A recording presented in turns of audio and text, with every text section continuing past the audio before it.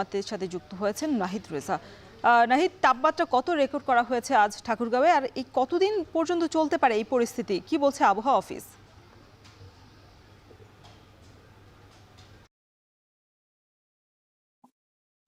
রওশন, আমি ঠিক এখন যে জায়গাটি দাঁড়িয়ে আছি এটি পৌর শহরের কালীবাড়ি এলাকা। আমি ঠিক 5 থেকে 7 মিনিট যাবত এই জায়গায় দাঁড়িয়ে রয়েছি। ঠিক রাস্তা থেকে যে পরিমাণ তাপ উঠছে, অর্থাৎ তীব্র যে গরম, সেটি কিন্তু অনুভূতি হচ্ছে।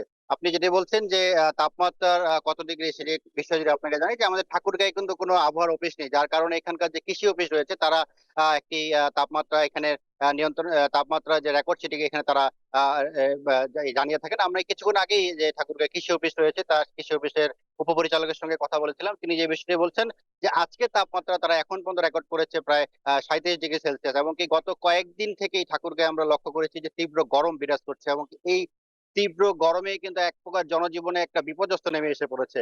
এবং কি গত 3 থেকে 4 দিন থেকেই কিন্তু এই অবস্থা বিরাজ করছে, এবং কি তারা যে কৃষি অফিস থেকে যেটি বলা হচ্ছে যে আগামী 2-3 দিন মতো সময়ে কিন্তু এই আবহাওয়া কিন্তু এরকম থাকবে এবং প্রচন্ড গরম বিরাজ করবে। আপনাকে যদি আরেকটু জানিয়ে রাখি যে এই যে প্রখর রোদ অর্থাৎ তীব্র গরম বিরাজ করছে, এবং এই গরমে গতকালকে ঠাকুরগাঁয়ে কিন্তু হিট স্ট্রোকে একজন মারা গেছে বলে আমরা জানতে পেরেছি।